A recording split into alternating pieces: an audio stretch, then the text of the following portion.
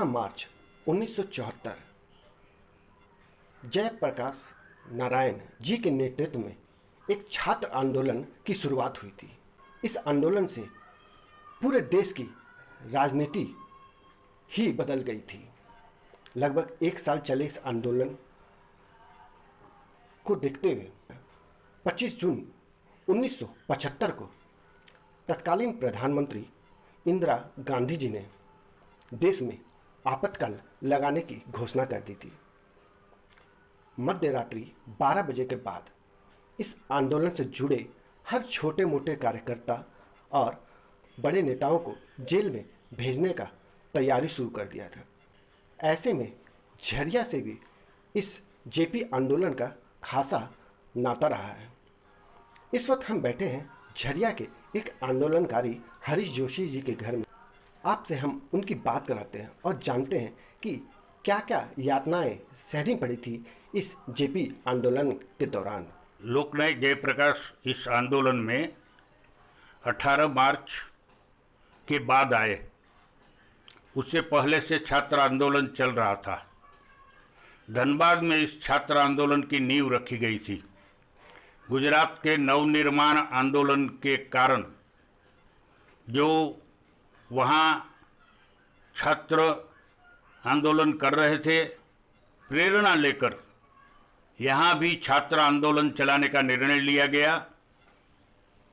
Dhanbad Guru Nanak college में अखिल भारतीय विद्यार्थी परिषद का अधिवेशन दिसंबर 1973 में हुआ और उसमें राम बहादुर राय एवं गोविंदाचार्य जी आए थे। और राम बहादुर राय ने उस समय, जो बहुत बड़े पत्रकार हैं, संपादक रहे हैं कई अखबारों के, उन्होंने उस समय घोषणा की थी कि मार्च के महीने में बिहार का छात्र या तो जेल में रहेगा और या रेल में रहेगा, माने आंदोलनरत रहेगा। 18 मार्च को छात्रों ने अराजकता, शिक्षा के प्रति सरकार की उपेक्षा और शिक्षा नीति अच्छी बने, अच्छी प्रकार से छात्रों को पढ़ाई हो, और इसको लेकर के आंदोलन किया एवं पटना में विशाल प्रदर्शन हुआ। और उसके बाद उस छात्र पर गोलियां चलाई गई, जिसमें कई छात्र मारे गए। और परिणाम स्वरूप प्रतिक्रिया में जब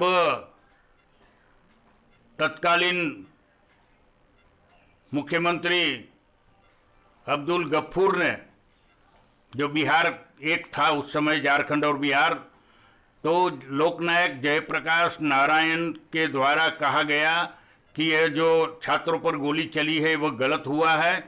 प्रकार से आंदोलन चल पड़ा। और आंदोलन का खाली शिक्षा जगत से ही नाता नहीं रहा। भ्रष्टाचार, बेरोजगारी, महंगाई, सारे मुद्दे जुड़ते गए। छात्र आंदोलनरत हुए और पूरे बिहार के अंदर जो छात्र आंदोलन था वो धीरे धीरे धीरे पूरे देश के अंदर फैल गया।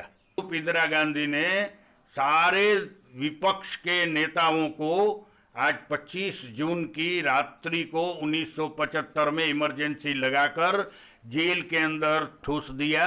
उसमें मोरारजी देसाई, अटल बिहारी वाजपेयी, लाल कृष्ण आडवाणी सरीखे कई नेता, पूरे देश के जितने भी विरोधी दल के नेता थे, सब जेल के अंदर शिक्षकों के पीछे चले गए।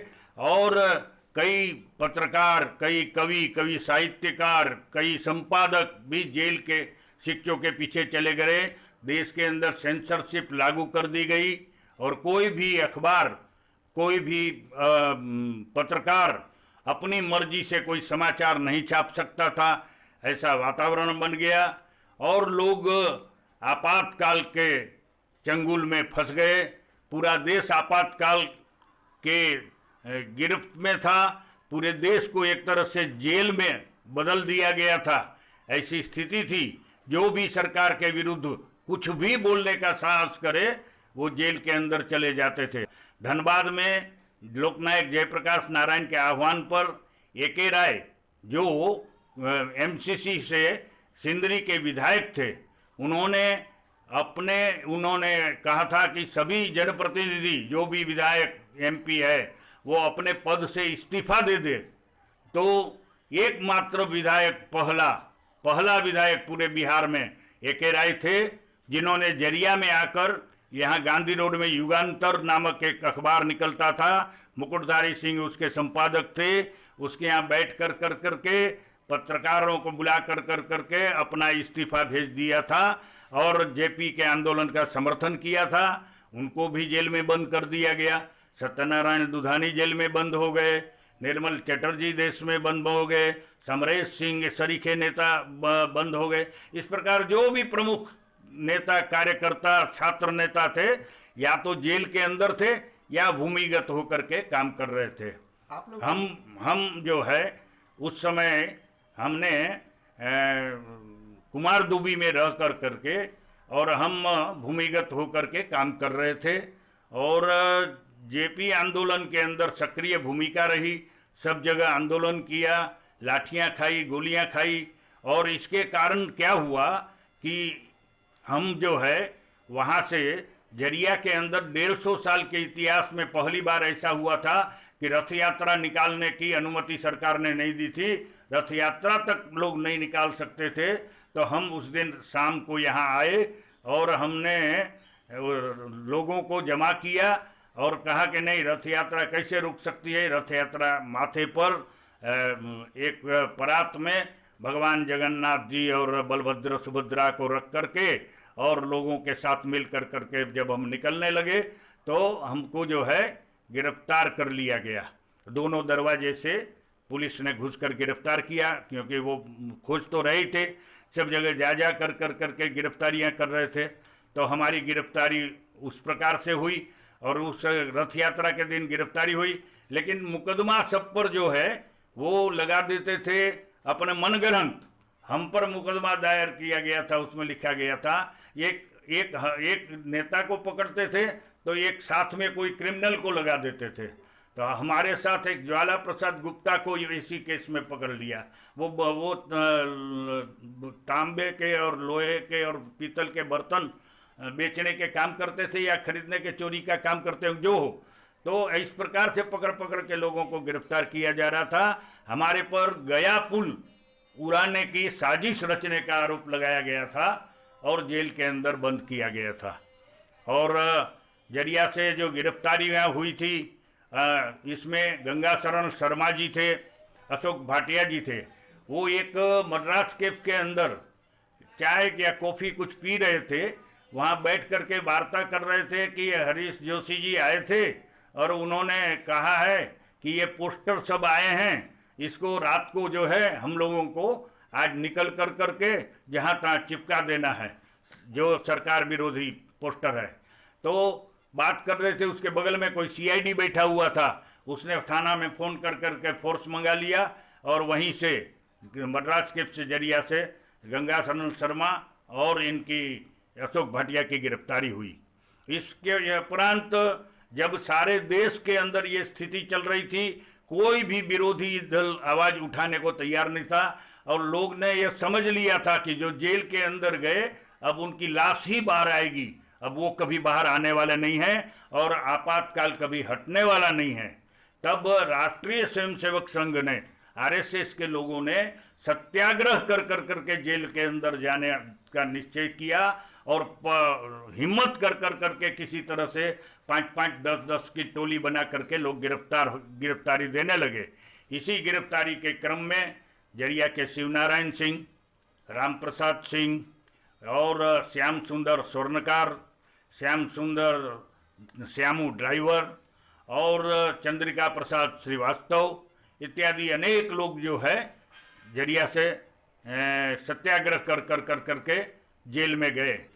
जेल के अंदर हम लोगों को यातना यहाँ थाने के अंदर, हाजत के अंदर बंद कर दिया गया था। यह एक हाजत में जहाँ 5-7 लोगों के रहने की व्यवस्था नहीं होती है, उसमें 50 से 100 लोग ठूस दिए जाते थे। और जेल में हम यहाँ जब जेल के अंदर चल रहे भ्रष्टाचार को उजागर करते थे, तो जेल की अथॉरिटी हम लोगों पर पगली घंटी बजा कर करके और लाठीचार्ज करती थी, बेरकों में ठूस देती थी, और फिर हम लोग जो है फिर भी प्रतिकार करते रहते थे इसका, तो हम लोगों को यहाँ से स्थानांतरित कर दिया जाता था दूसरी जेलों में। किसी को भागलपुर जेल भेजा जाता था, किसी को हजारीबाग जेल भेजा जाता था, किसी को दूसरी जेलों में भेजा जाता था। लेकिन वहाँ हम लोगों की संख्या, जब पूरे बिहार के लोग एक जगह जुटते हैं तो अच्छी संख्या हो जाती है, तो जेल एक तरह का हम लोगों का अनुभव रहा कि वहाँ हम लोग जो है और मजबूत हो करके सरकार के विरोध में निश्चित रूप से आपातकाल का विरोध किए। और आपातकाल का विरोध करने के कारण ही जब आपातकाल हटा, तब इंदिरा गांधी सहित सारे लोग चुनाव हार गए और जनता पार्टी उस समय बनी, सब दलों को मिला करके उनकी सरकार बनी थी। तो आज जब आपातकाल नहीं है, तो इस समय आज की वर्तमान जो सरकार है वो क्या सहूलियत दे रही है आप लोगों को, कैसी? हम लोगों ने केंद्र सरकार से मांग की, जब भारतीय जनता पार्टी की सरकार आई, जनता पार्टी की सरकार आई, अन्य जो नेता है, तो हमारी लड़ाई थी संपूर्ण क्रांति के लिए। संपूर्ण क्रांति में हम चाहते थे कि व्यवस्था परिवर्तन हो, लेकिन न जेल, न पुलिस, न कोर्ट, न कचहरी, न किसी भी तरह की व्यवस्था में कोई परिवर्तन नहीं हुआ। वही सीओ, वही बीडीओ, वही घूसखोरी, वही भ्रष्टाचार, वही आंदोलन करने की स्थिति, ये सारे जगह उत्पन्न होती रही। और हम लोगों ने जो जेल के अंदर गए थे, उन्होंने यह मांग की कि आप जो है हम लोगों को केंद्र सरकार की ओर से कम दूसरी आज़ादी के दीवाने हम लोग हैं, हम लोगों को पेंशन या स्वतंत्रता सेनानी का दर्जा या हम लोगों को सम्मानित करने का कार्य करे।